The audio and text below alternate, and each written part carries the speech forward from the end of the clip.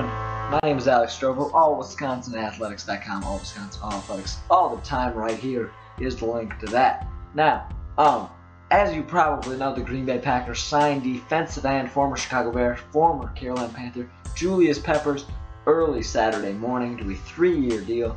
The money is still being all figured out, but he did sign. He visited Lambeau Field. He did all that cool stuff.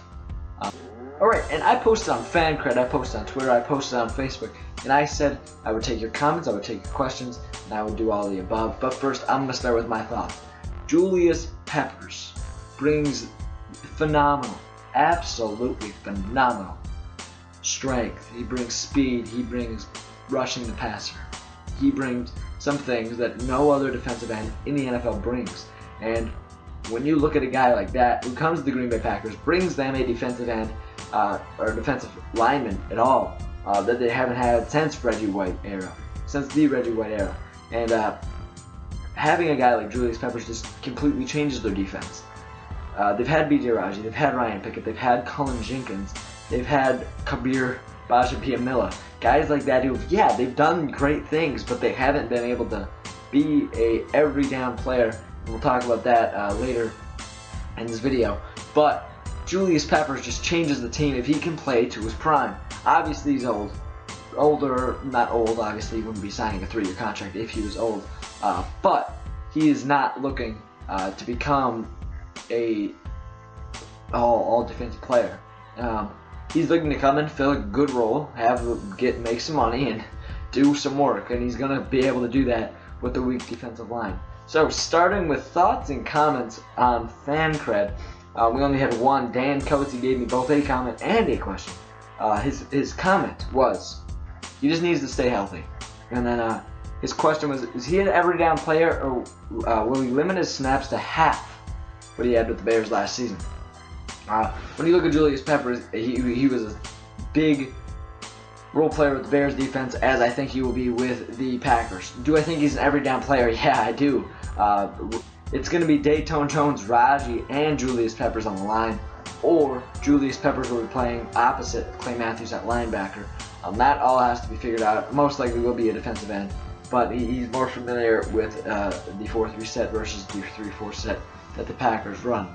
So, do I think he's an every down player, Dan Coates? Yeah, I do.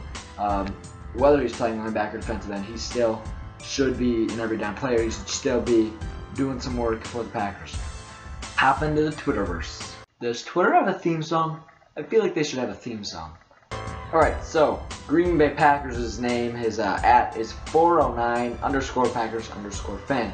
And he said to me, I love it. Our Packers might not spend big in free agency, but always in capital letters win big when we spend in free agency. # go Pack go. Yeah, they do. They don't make many free agent signings, and I actually ripped on Ted Thompson in an article about that not too long ago, just recently, I believe. But no, Ted Thompson he's smart, but he's very unpredictable. He's not a guy that you want to predict. You don't want to guess what he's going to do because you don't know what he's going to do. Ted Thompson makes the signings when he knows they're going to come in and do work. And when you look at a guy like Owen Daniels, who just came and visited with the Packers the other day, didn't make that signing, he re-signed Andrew Corliss, the starter for most of last year, after Jermichael Finley got hurt. When you look at Charles Woodson, who he signed several years back, just came in, won the Defensive Player of the Year award in 2009, won the Super Bowl in the 2010 season. It's just phenomenal signings that he's made, Ted Thompson being in the front office. So yeah, I do give Ted props for what he's done. But he could have been making a lot more signings. T.J. Ward could have been signed. Aqib Talib could have been signed. Brandon Browner could have been signed. It's kind of ridiculous what you have, what you look at you could have done, and what he actually went ahead and did. But when he pulled the trigger on a guy like Julius Peppers, I'll take it. I like it, and I'm okay with it. So my question to you is Julius Peppers going to be the centerpiece of the Packers defense next season? Going to be Clay Matthews like it always has been? Or are they going to look at Julius Peppers and say, hey, you take this team over, this is your team now? Thank you for watching allwisconsinathletics.com. Talk to you very soon.